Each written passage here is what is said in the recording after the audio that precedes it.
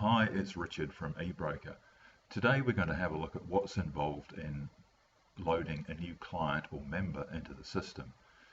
So this is assuming that the person we're going to add today is in no way related to anybody else. So we're not starting from somebody else's record. We're going to build this person from scratch. So to do that, we go simply to the new member wizard, which opens and gives you the option of a person or a company. This is obviously a person. Click next and we start to toggle through the fields here. Let's say this guy is Mr. R. Robert. Tab tester. We'll leave that at, no we won't, we'll change it. We'll say it's Bob. And Mr. R. Tester, if he was married to Mrs. Tester, then we'd go ampersand Mrs. B. Tester, and Robert, we'll change that back to Bob, and Betty. Right, so the deal here is that obviously we want the legal name up the top here, because when we run the carrier downloads, we link on first name, surname, and date of birth. But here we want to refer to the guy as he's known by, so that's his salutation.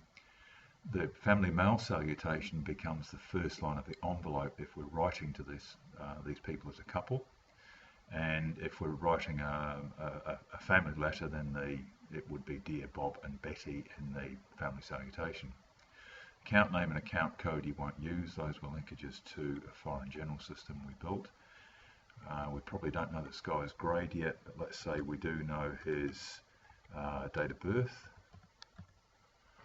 which I've stuffed up. The system works out he's 47, and he is a client, and currently he's a prospect. He's the person we're dealing with, so he's the master member. Family status, at this stage we know he's married. We don't know that he's got any children yet. Otherwise we'd change that to married with kids. Let's say he's referred by me, so it's surname first.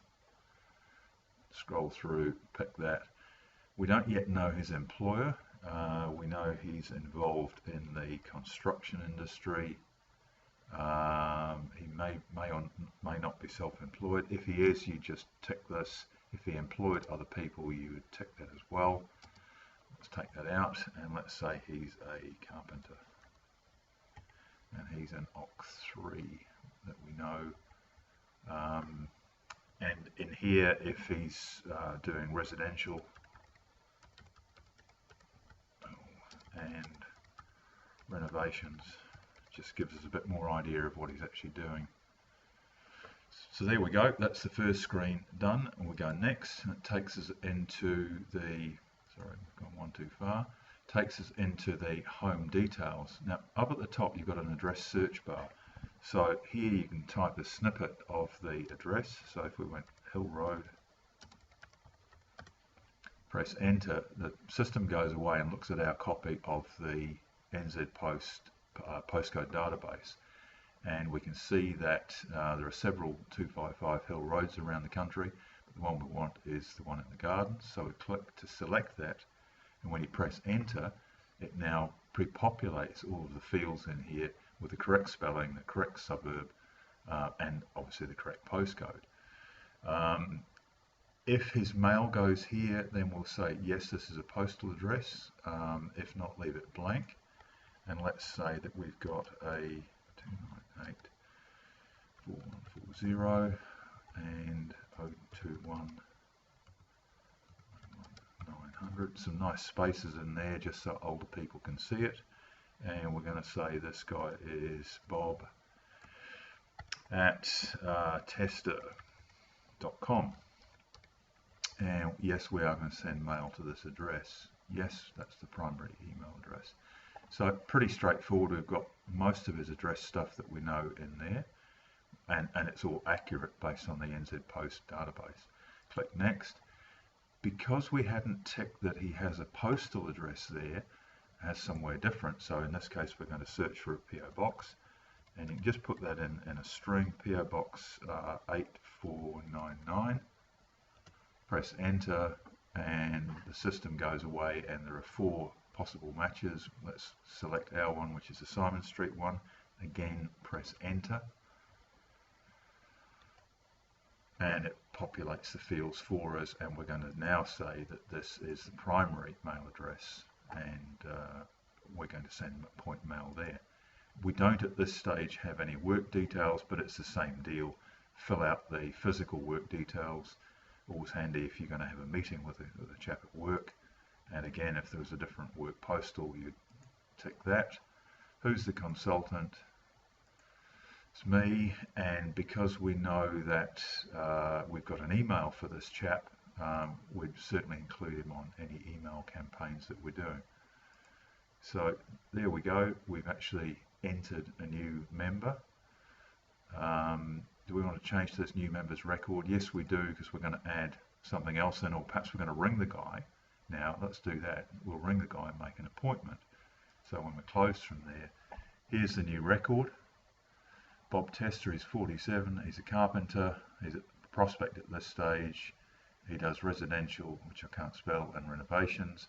And when we look in his contact screen, then we've got all of those things there, other than we've not ticked the postal address. So we'll go and do that.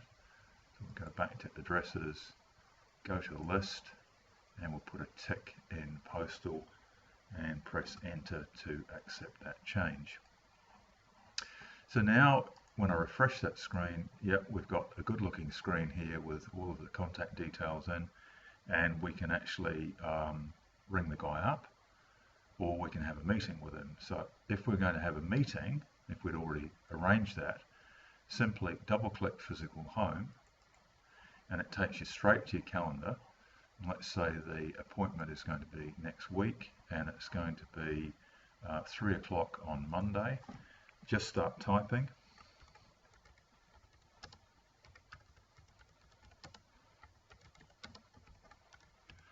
So it's first meeting with Bob.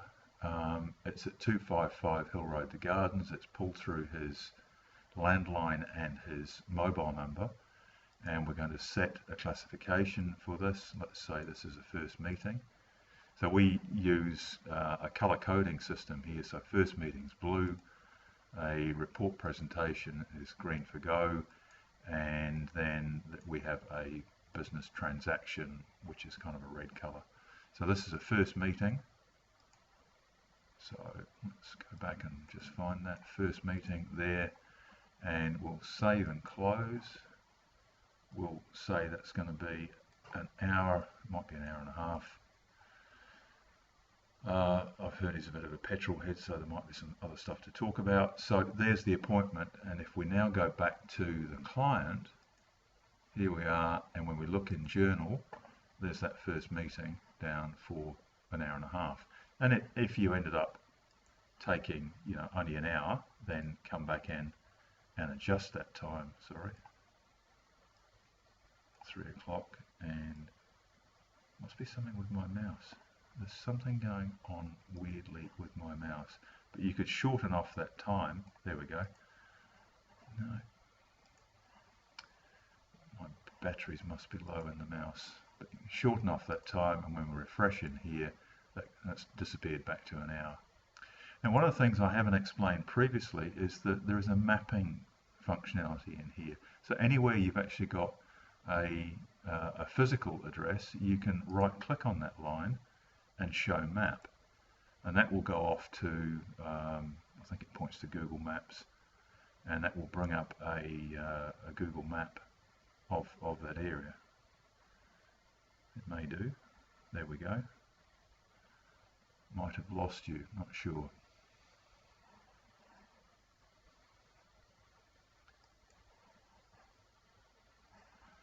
Not sure whether you saw that, but just right clicking and showing map will take you off to that location. So that's about all I've got to say today, other than that ideally you'd put the client in as soon as you get the basic details. So as soon as you've got a name for the guy and a phone number, I will be putting that person in there, and that way you're trapping any of the phone calls and interaction that occur before you perhaps get to that first meeting, and so on. So I hope that's some help. Thanks for watching. You know where we are if you've got any queries. Thanks again.